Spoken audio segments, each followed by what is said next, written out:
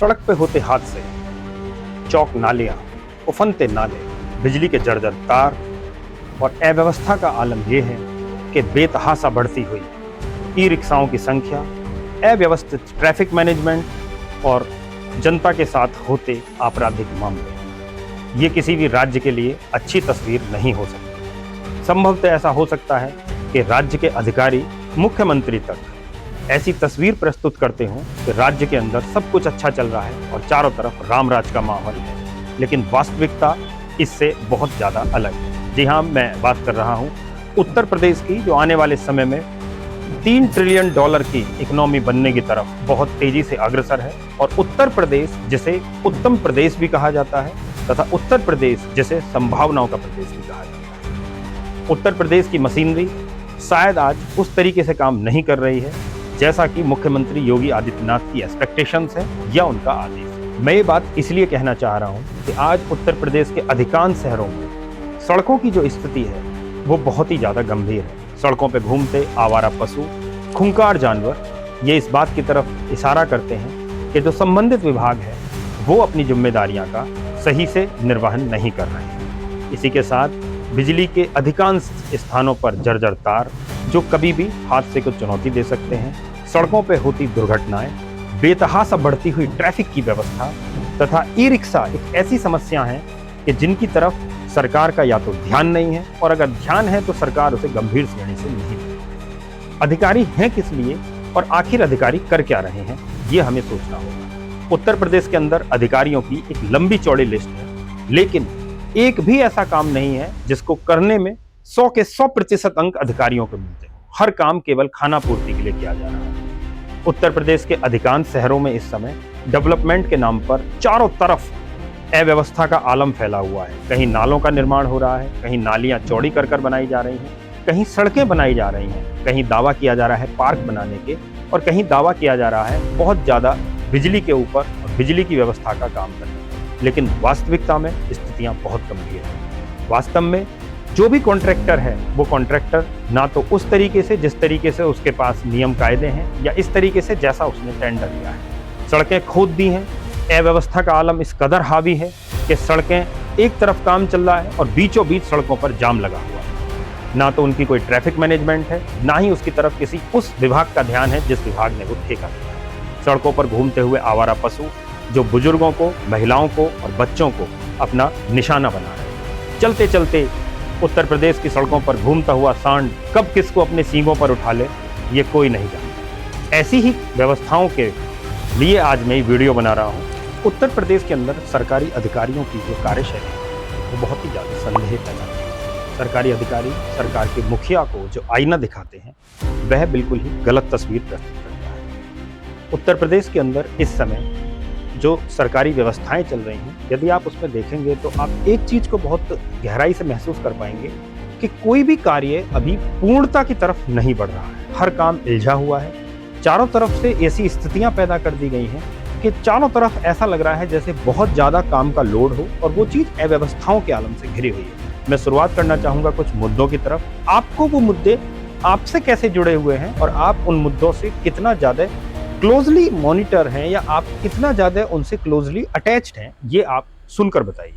सबसे पहले बात कर लेना चाहता हूँ ट्रैफिक व्यवस्था के ऊपर। उत्तर प्रदेश, जिसकी इकोनॉमी बहुत तेज़ी से बढ़ रही है, 4 व्हीलर हमारे पास बहुत ज़्यादा अच्छी मात्रा में बढ़ते जा रहे हैं, लेकिन इसी के साथ साथ उत्तर प्रदेश में सड़कों पे जो परिवहन की स्थिति है, खासकर शहरों के अंदर, वो बहुत ही ज़्यादा चिंताजनक है। रेड लाइट्स पर बहुत लंबे लंबे जाम लगने लगे हैं, और उन जाम के बाद लोगों का अपने ऑफिस से घर पहुंचना या घर से ऑफिस पहुंचना एक बहुत ज़्यादा हेक्टिक प्रक्रिया बनती जा रही है। सड़कों की स्थिति कैसी है? उत्तर प्रदेश के अंदर इस समय जो सड़कें हैं वो अधिकांश सड़कें, जो शहरी सड़कें हैं, शहर के अंदर की सड़कें हैं, वो टूटी हुई और जर्जर अवस्था में हैं। उन सड़कों के अंदर पैच वर्क कर जैसे तैसे उसका कार्य चलाया जाता है, परंतु वो कार्य 2 महीने 4 महीने भी नहीं चल पाता और वो सड़क पुनः टूट जाती है। और इसी टूटी हुई सड़कों पर दिन प्रतिदिन हादसे होते रहते हैं, और ये हादसे आम जनमानस के लिए कभी कभी उसकी जान लेने वाले तक सिद्ध होते हैं। इसके बाद अगर बिजली व्यवस्था की बात करें तो उत्तर प्रदेश ने बिजली व्यवस्था में काफ़ी ऊंची छलांग लगाई है, परंतु आंतरिक रूप से जो शहरों के अंदर डिस्ट्रीब्यूशन सिस्टम्स हैं, उन सिस्टम्स में बहुत बड़ी खामियां हैं। उन सिस्टम्स के अंदर बहुत अभी सुधार की आवश्यकता है, और जहां पर एक अभाव है जिम्मेदारी का अभाव, कोई भी अधिकारी अपनी जिम्मेदारी को आगे आकर नहीं लेना चाहता है, और जो उच्च अधिकारी हैं वो तब तक इंतजार करते हैं जब तक हादसा नहीं हो जाता, और हादसे के बाद जब तक वो एक जांच कमेटी गठित नहीं करते। इसी के साथ यदि बात करें सार्वजनिक परिवहन की, तो सार्वजनिक परिवहन व्यवस्था में काफी सुधार उत्तर प्रदेश में किया है, परंतु जिस प्रकार से उत्तर प्रदेश की जनसंख्या है उसके सापेक्ष में सार्वजनिक परिवहन की उपलब्धता, उसकी सुगमता तथा उसकी जो स्थितियां हैं वो बहुत उचले स्तर की नहीं। शिक्षा व्यवस्था की यदि बात करी जाए तो उत्तर प्रदेश, जिसके अंदर लाखों बच्चे सरकारी विद्यालयों में पढ़ते हैं, उनके अंदर भी बहुत ज्यादा गुंजाइश, सुधार की आवश्यकता है। राजनीति से घिरे हुए शिक्षा विभाग के अंदर अलग अलग गुटबाजियां चलती हैं। बच्चों के पढ़ाने पर कितना फोकस किया जाता है और कितना ज्यादा फोकस इस बात के लिए किया जाता है कि जो शिक्षक वहां पर तैनात हैं वो अपना 100% सरकार को दें। इसी के साथ सड़कों पर आवारा पशु, ये उत्तर प्रदेश की इस समय सबसे ज्वलंत होती हुई समस्या है। सड़कों पर आवारा पशुओं का आतंक दिन प्रतिदिन बढ़ता ही जा रहा है तथा नगर निगम, नगर निकायों तथा नगर पंचायतों के पास इनसे निपटने के लिए कोई भी समुचित व्यवस्थाएं नहीं है, कोई ठोस प्लान नहीं है, कोई एक्शन नहीं है। केवल उनके जो अधिकारी होते हैं उनका एक ही कहना होता है कि हम सुप्रीम कोर्ट के नियम कायदों में घिरे हुए हैं। जैसे कि यदि आवारा कुत्तों की बात करी जाए तो उत्तर प्रदेश के अंदर आवारा कुत्ते वो हिंसक अब होते जा रहे हैं।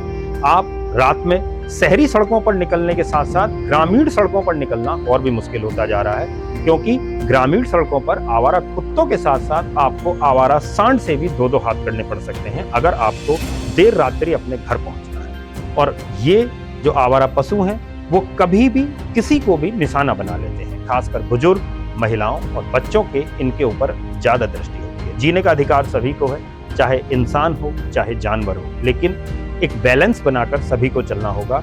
उत्तर प्रदेश सरकार ने गौशालाएं बनाई हुई हैं, स्वान केंद्र बनाए हुए हैं, लेकिन उनकी क्षमताएं इतनी व्यावहारिक नहीं है कि वो जिस तरीके से हमारे पास आवारा पशुओं का झुंड, आवारा सांडों का झुंड घूम रहा है उसको वो सही से मैनेज करना, और ना ही इतने संसाधन है। आप नगर निगम, नगर निकाय या नगर पंचायत में कभी भी कंप्लेंट कीजिए तो उनके पास केवल यही स्टेटमेंट होते हैं कि हमारे पास उस तरह के संसाधन नहीं है कि हम जनता को पूर्ण रूप से इस आवारा आतंक से मुक्ति दिला सकें। इसी के साथ साथ बहुत सारी ऐसी चीजें हैं, ज्यादातर शहरों के अंदर इस समय काम चल रहा है, कंस्ट्रक्शन का काम चल रहा है। कहीं सड़कों के बराबर में जो नाले हैं वो खोदे जा रहे हैं, उनका चौड़ीकरण तथा गहराई का काम चल रहा है। ठेकेदार ने नाले बना दिए हैं, लेकिन आप ताज्जुब करेंगे कि वो स्वास्थ्य विभाग जो किसी के यहाँ कूलर में जमा हुए पानी के ऊपर भी नोटिस भेज देता है, उस स्वास्थ्य विभाग को नगर निगम या डेवलपमेंट अथॉरिटीज द्वारा बनाए हुए 6-6 फीट गहरे वो नाले नहीं दिखाई दे रहे हैं, जिन नालों के अंदर चौक होने की वजह से इतना ज्यादा पानी जम गया है कि डेंगू का मच्छर, पूरी की पूरी डेंगू की कॉलोनी वहां पर बसी हुई है। ना उनके अंदर कोई छिड़काव है, ना ही उनके अंदर सही तरीके से पानी की निकासी की व्यवस्था है। सड़कों का उड़ता हुआ कूड़ा उन नालियों में जाके जम जाता है, वो नालियां चौक हो जाती हैं। आपने नाली बनाई है तो उसके रख रखाव की जिम्मेदारी भी आपकी होनी चाहिए। और उत्तर प्रदेश सरकार को यदि ये मेरी वीडियो मुख्यमंत्री योगी आदित्यनाथ जी तक पहुंचे और वो इस वीडियो का संज्ञान लें, तो मैं एक निवेदन उनसे करना चाहूंगा कि ऐसा तंत्र विकसित कीजिए कि जो भी काम हो रहा है उस काम का काम होने के बाद उसको प्रॉपरली सही तरीके से मेंटेन करना तथा उसकी निरंतरता बनाए रखना सुनिश्चित किया जा सके। नालियां बनवाना, सड़कें बनवाना, नियम कायदे बना देना, ये एक अलग बात है, लेकिन जनता को क्या वो चीजें वास्तव में वो फायदा पहुंचा रही हैं जिस फायदे के लिए वो बनी है, ये सोचना और उसको क्रियान्वित करना कि जनता को वो बेनिफिट मिले जिस बेनिफिट के लिए ये सारी चीजें आपने करवाई हैं। सरकार ने ऐसा पैसा खर्च किया है, केवल रखरखाव के अभाव में सरकार का किया गया लाखों करोड़ों रुपए व्यर्थ हो जाता है। सरकार ने इतना पैसा खर्च किया लेकिन सही तरीके से रखरखाव और जिम्मेदारी के अभाव में ऐसा हो जाता है कि वो चीजें कुछ समय चलने के बाद बेकार हो जाती है। हो सकता है उत्तर प्रदेश की जनसंख्या के सापेक्ष इस समय उत्तर प्रदेश सरकार में कार्मिकों की संख्या भी कम हो, तो यहाँ पे मेरा योगी जी से निवेदन रहेगा कि निश्चित ही रूप से हमें अपनी मैन पावर, अपनी सरकारी मैन पावर को बढ़ाना होगा, जिससे कि काम इस प्रकार से विभाजित हो सके कि वो एक सही परिणाम देने वाला हो। मैं इस वीडियो के माध्यम से यही आशा और यही अपेक्षा करता हूं सरकार से कि सरकार मेरे बताए गए सुझावों को गंभीरता से लेगी, उन पर काम करेगी तथा यह सुनिश्चित करेगी कि जो पॉइंट मैंने उठाए हैं क्या वो वैलिड हैं या उनके अंदर कोई गलत चीज मैंने कही है। अगर मेरे से कुछ गलत हुआ हो उसके लिए मैं क्षमा चाहता हूं, लेकिन मैंने रोजमर्रा के जीवन में आने वाली एक आम उत्तर प्रदेश निवासी की कठिनाइयों को इस वीडियो के माध्यम से बताने का प्रयास किया है।